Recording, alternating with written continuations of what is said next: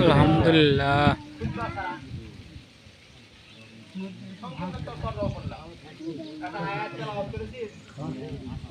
আজকে কোরবানির দিন। কোরবানির অর্থ হলো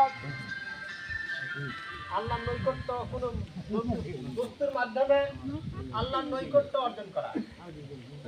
শরীর পরিভাষায় বলে নির্দিষ্ট দিনে নির্ধারিত কিছু জানোয়ারকে কোরবানি করাকে, আল্লাহর সন্তুষ্টি অর্জনের জন্য কোরবানি করাকে কোরবানি বলে। নির্দিষ্ট জানোয়ার 8 শ্রেণীর জানোয়ার, আমরা সবাই জানি গরু, উট, ভেড়া, দুম্বা। এই 8 শ্রেণীর জন্তু এই 3 দিন, 10 তারিখ, 11 তারিখ, 12 তারিখ, তালাটাবার আগ পর্যন্ত এই নির্ধারিত দিনে নির্ধারিত জানোয়ারকে আল্লাহর সন্তুষ্টি অর্জনের লক্ষ্যে কোরবানি করাকে কোরবানি বলে। আর সারা বছর যতগুলো জন্তু জবাই হতেছে এটাকে কোরবানি বলে না। আমরা অনেক সময়ের মধ্যে কোরবানির মান্যত করে বসি।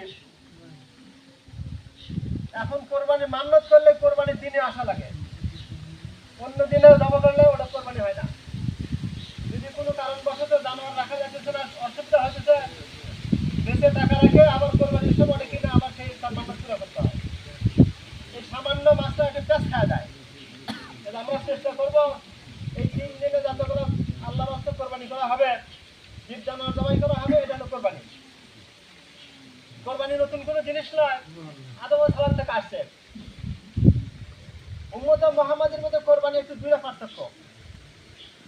একটা হলো আদম আলাইহিস সালাম থেকে নিয়ে ঈসা আলাইহিস সালাম পর্যন্ত যতগুলো কোরবানি হয়েছে, যত জাতির মধ্যে কোরবানি হয়েছে, এটা অন্য গোষ্ঠীর মাধ্যমে হচ্ছে, জীব জানোয়ারের মাধ্যমেও কোরবানি করা গেছে। এই অনুমতি ছিল। সাব্বির হয়তো কিছু কম দিল অথবা চাউল দিল, এটাও কোরবানির মধ্যে আছে। কিন্তু উম্মতে মুহাম্মাদের মধ্যে শুধু নির্ধারিত জানোয়ারগুলোকে আল্লাহর রাস্তায় কোরবানি করাকে কোরবানি করে। অন্য কোনো জিনিস দিলে কোরবানির টাকা যদি দান করে দেয়, কোরবানি দিলাম না, কষ্ট সর্বনাশ নাই, আমার লোকজন নাই, হয়তো 1 লাখ টাকা কোরবানি করলাম, দান করে দিলাম, কোরবানি সব সে পাবে না। অন্য অন্য উম্মতের যে কোনো জিনিসটা কোরবানি আদায় হয়েছে, উম্মতে মুহাম্মাদের নির্ধারিত জানোয়ারকে কোরবানি করতে হবে, তাছাড়া আদায় হবে না। 2 নম্বর পার্থক্য হলো আগের অন্য জাতিরা কোরবানি করছে, যে কোরবানিটা গোশত খাওয়ার অনুমতি ছিল না। কোনো ময়দানে অথবা পাহাড়ের উপর রাখলে আসমান থেকে সাদা আগুন এসে পোড়া দিত। যে কোরবানিগুলো, যে জন্তুগুলো পুড়ে যেত, সেটা সবাই জানা নিত যে আল্লাহ রাব্বুল আলামিনের দরবারে কবুল হয়েছে। আর যেটা ওকে পড়ে থাকতো, তার কাছে যেত না, আর তাকে সাথে বলতো, নসিহত করতো, তাকে বোঝাতো যে আপনি কোন নিয়তে কোরবানি করলেন, তোমার মালের মধ্যে কি সমস্যা, তোমার দিলের মধ্যে কি সমস্যা, তাকে নসিহত করে তাকে ভালো পথে আনার চেষ্টা করতো। আল্লাহ রাব্বুল হাকিম কিয়ামত পর্যন্ত এই বিধান চলবে। আল্লাহ এই বেয়াদবিদের হাত থেকে আল্লাহ আমাদের বাঁচা দিচ্ছে।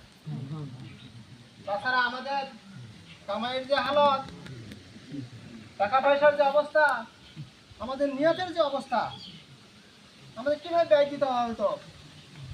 মানুষ ভালো কথা প্রচার করার থেকে কথা কি করে দ্রুত গতিতে প্রচার করে। বহু টাকা খরচ করা প্রয়োজন হলে খরচ করবে, বিভিন্ন জায়গায় যাওয়া প্রয়োজন হলে সেখানে যাবে, যাই কথাটা প্রচার। হাদিস শরীফে বর্ণনা করেন যে তোমরা ভালো কথাগুলো প্রচার করো, মন্দ কথাগুলো তোমরা প্রচার করো, এটা গোপন রাখো। তোমরা যদি মানুষের দোষগুলি গোপন রাখো, আল্লাহ রাব্বুল আলামিন কিয়ামতের মাঠে লক্ষ লক্ষ মানুষের সামনে তোমার দোষগুলো গোপন দেখা তোমাকে নাজাতের ব্যবস্থা করবে।